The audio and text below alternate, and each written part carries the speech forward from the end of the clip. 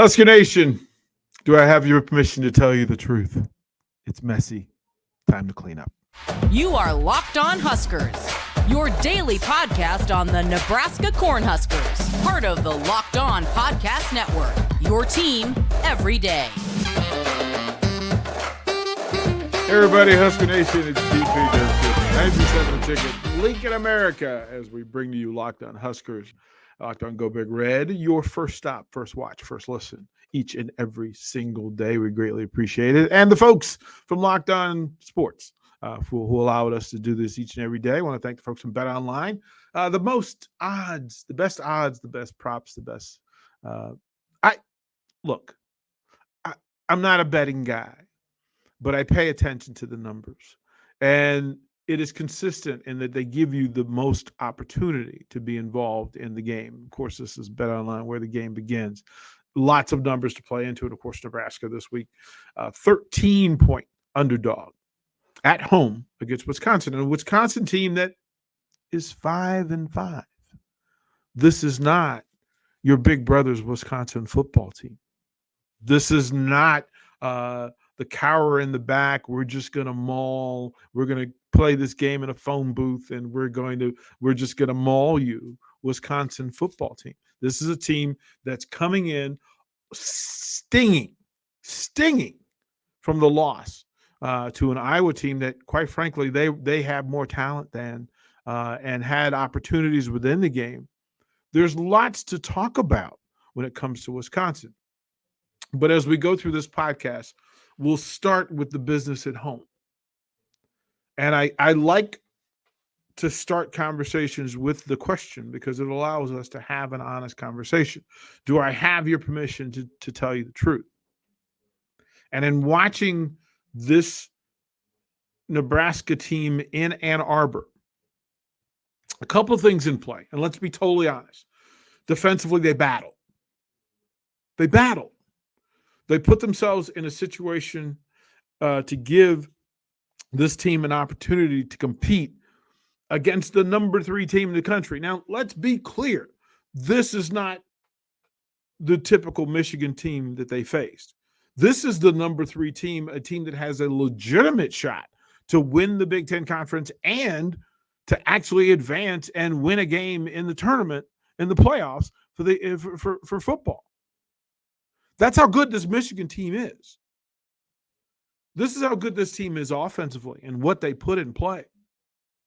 This was a very good Michigan team that Nebraska had to travel on the road to the big house in bad weather and try to figure out how to win games. But again, I've said it before, the Big Ten Conference doesn't care about your injuries. It doesn't care that your offensive coordinator got rolled over. Doesn't care that your starting quarterback isn't playing. Doesn't care that your number 3 quarterback was less than 100%. It didn't care about your middle linebacker not playing. It didn't care about your safety being unavailable and ineligible for a game. The Big Ten Conference doesn't care. And the phrase is used constantly, next man up, next Husker up. That's to step up and make the plays that are required of you. Everybody on the roster is a Division I Power 5 football player. We're not talking about little sisters of the poor. We're not talking about YMCA football. We're talking about Big Ten in the legacy program that is Nebraska football. We're beyond the point of excuses and making excuses. There are 2 ways that things work here in the Big Ten Conference. You either make an excuse or you make a way. And Nebraska is stuck making excuses for why it's not being productive in key moments in Big Ten football. But that's been the legacy. That's been the recent history. And quite frankly, the fan base is sick of it. I'm positive, 100% positive that the players are sick of it too. But you see, it's time to clean up the messiness.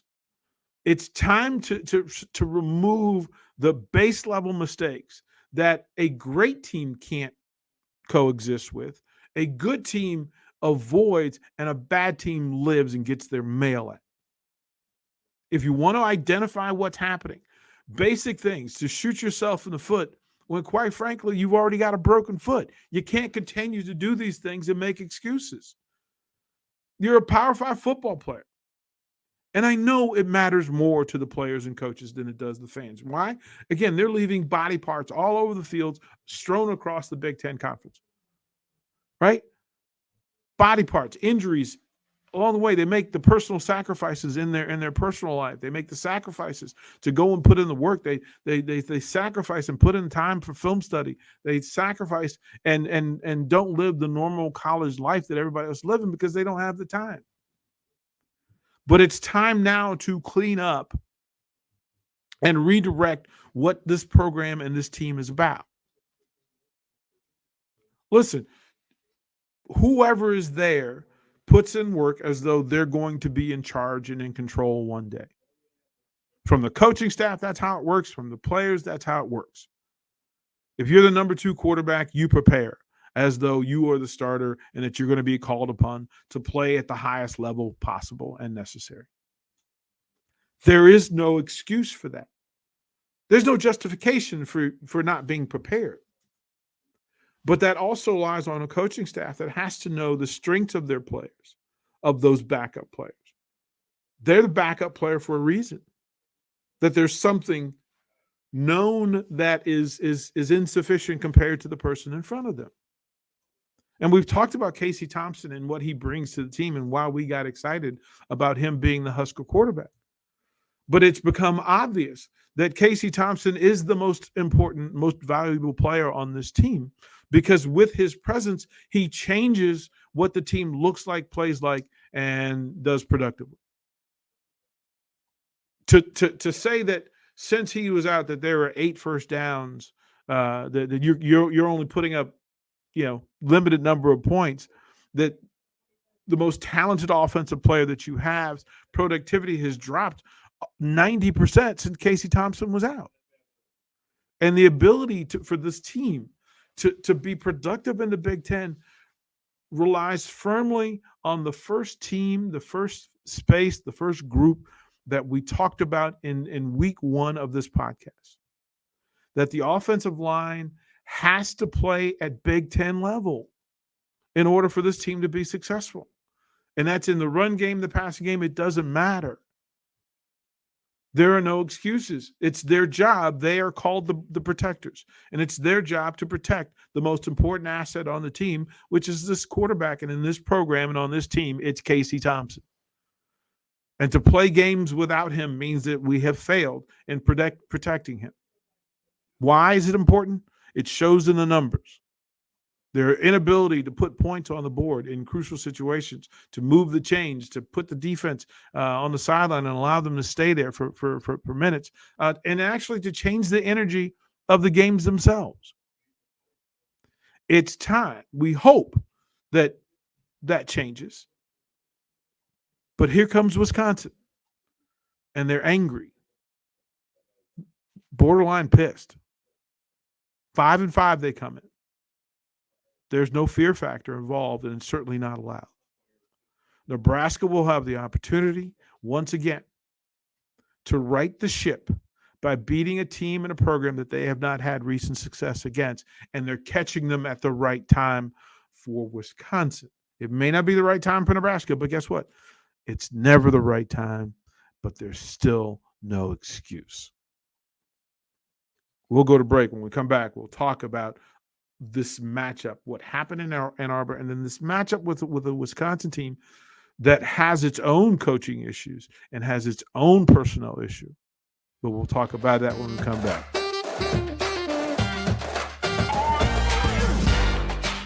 Welcome back again. Thanking the folks from BetOnline for what they do for us each and every single day. And again, we appreciate you hanging out with us on Locked On Huskers and Locked On Sports Network.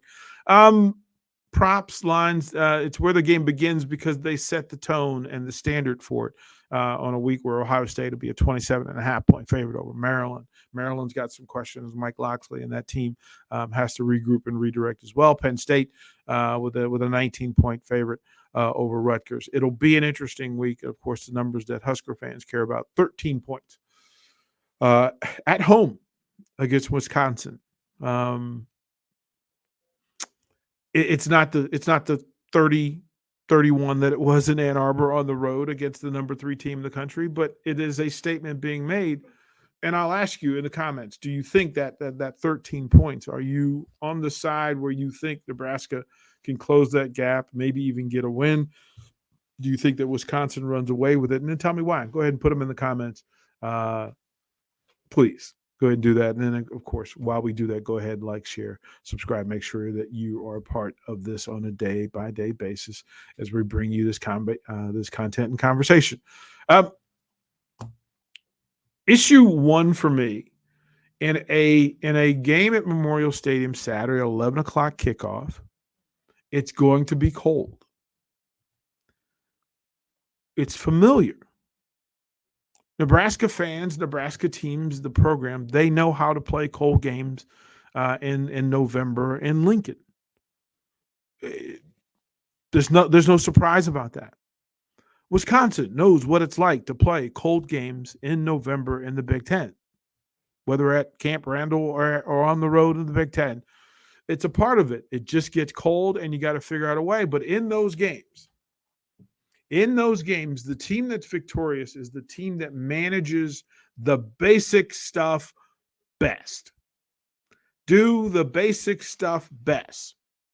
And listen, we can play, record, and run it back and talk about this. Listen, Nick Herbig is sitting on the edge for Wisconsin, and he is as good as anybody in the Big Ten as putting their hand in the turf and getting to the quarterback. 10 sacks. He had 3, I believe, Saturday against Iowa.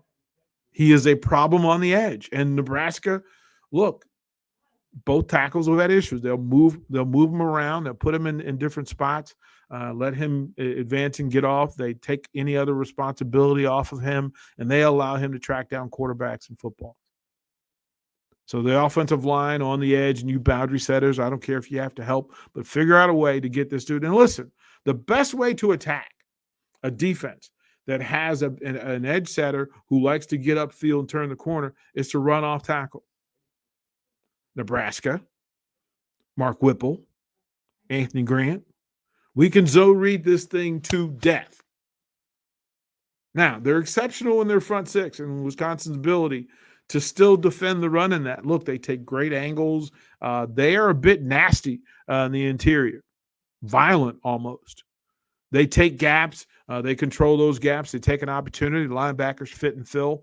They like to go with 5 defensive backs so they can roam and change the look. You're never quite sure about where they're going to be. Look, they're not the most athletic group. They're certainly not the most elite. But they understand the task that is required in games that are being played in the phone booth. And let me tell you, Saturday's game, Casey Thompson or not, could be a game played in the phone booth where big, aggressive folks have the advantage and their ability and willingness to do it over the course of a full football game. Do I expect Nebraska to be competitive? Absolutely. Do I expect them to be loud and passionate? Absolutely. But the run game cannot exist as it did in Ann Arbor. You simply cannot work at the numbers and the efficiency that this Nebraska offense did at Ann Arbor. Those numbers are ugly. And they cannot exist in this space in a slugfest, a running game slugfest of fat guys at Lincoln at Memorial Stadium on Saturday. Yes, if Casey Thompson comes back, it's going to stretch defenses and allow Nebraska more room in the running game. But my question is this in simplicity. Can Nebraska run the football with 7 in the box? What if there's no Casey Thompson? What if there's no Logan Smothers? What if it's whoever? And look, the young backup quarterbacks have to find a way. They have to be effective. There's no excuse for not making base throws to move the chains. It is an understanding that in this space, especially against a Wisconsin team that likes to get upfield for their pressure, that there are going to be openings behind them that quarterbacks can take advantage of. And in a ball possession game, this is ball possession Saturday. Nebraska has the opportunity once again to do the basic things right. No false starts. No bad snaps. Look, we're still talking about doing basic things well with 2 games left in the season. 2 rivalry games, 2 important games for this program, for this team. If you're a veteran player and you're a senior, or you're a redshirt senior and you're back, a graduating senior, you haven't enjoyed success in these 2 matchups that are coming up.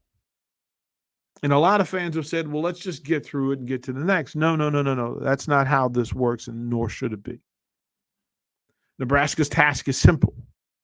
Go 1-0. That's the job. For every player that'll put on the patch, for every coach that'll put a headset on, and for every fan that walks in the building, the mission and the focus should be simple. Go 1-0. Figure out a way to beat a Wisconsin team and program that you have not had recent success against. That is the statement that, you know what? Thank you for believing in us. Thank you for trusting us. Thank you for still showing up. Thank you for wearing the colors. Thank you for making the noise. Thank you for your financial investments. Thank you for your passion. At some point, it has to pay off. And at some point, the players have to step up and say, the fan base, the coaching staff deserve this as well. But most importantly, they deserve it. They deserve to know what it's like to beat Wisconsin. They deserve to know that all the work that they've put in matters. And there's simple ways to do this, and that's by being simple in what you do. Get off on the snap count. Don't grab and hold when you don't need to. It's not necessary. Look, if there's big plays happening because you're grabbing and holding, fine. That makes sense. But if you're grabbing and holding to still lose 2 yards, look, this is not how this is going to go, nor should it. We'll talk a little bit more about Graham Mertz and this Wisconsin offense, Braden Allen and this run set, and then a coaching situation where they're a little bit in flux as well. Lots to talk about this week when we talk about Nebraska and Wisconsin here on Locked On Huskers. Welcome back to Locked On Huskers. Locked On Go Big Red. And those 3 words have meaning and value. That is the culture. That's the culture. That's what all in, Go Big Red, Husker power. That's what all of this is about. And you can't write it off and you can't put it away and say, you know what, it doesn't matter this week. It doesn't matter to this player. It doesn't matter to this group. It doesn't matter to this coaching staff. Because it matters to the fan base. And those 3 things are important. Because they are the culture. They are the constant. They are the consistent. They are the mantra that day by day. Get better and better. That's it. Go 1-0. All the cliches matter. But they have to show up on Saturday because the fan base is beat down. They're weary. They've been carrying this luggage that they don't want to carry. They want to put it down. They want to put down the negative stuff. It's like being in an abusive relationship, and you don't want fans looking forward to the next great thing. You want them to have belief in what exists, why it exists, and how it exists. Wisconsin comes in at 5-5. Look, if we said at the beginning of the season that when we got to the Wisconsin game that Wisconsin came in 5-5, we would throw confetti and be prepared. We would stay overnight being excited for an opportunity to knock off the Badgers. So why shouldn't it be that way now? Well, they're weary. There are questions. Nebraska has had difficulty against power runners throughout the course of the season and in recent history. Run fits haven't exactly been what's necessary. Not playing at the level that they want or expect. And Braden Allen is a grown man playing tailback. And he's got a running buddy as well. If you're Nebraska, we figured out that, for 2.5 quarters, they're really good at shutting down elite runners. It's just in the commitment to execution in the late 3rd and 4th quarter that they've had issue with. They have to commit to stopping the run and forcing Graham Mertz to be the throwing quarterback that he does not want to be. He was not good against Iowa. He put the ball on the turf. He was not exceptional in his throws. And then, quite frankly, in his field generalship, he was not on point. If he plays at that level on Saturday, Nebraska has a legitimate chance to go ahead and knock off the Badgers. But the opportunity is going to be there, and again, the mission and task will be the same. Don't make basic mistakes. Understand your fits on defense. Don't make nonsensical pass interference plays against a passing offense that is not elite in the Big Ten Conference. There's nothing to fear when you face this passing offense. Nebraska will have an opportunity at Memorial Stadium on Saturday. We'll talk about it from day to day. We'll get more answers about who will be under center, the health of the team, the status of returning players, and then the mindset and then the vibe of the coaching staff. Attitude reflects leadership. Captain. Locked On Huskers. Locked On Go Big Red. For the Locked On Sport Network, we will finish this as we always do with the three words that matter most in this space. Go Big Red.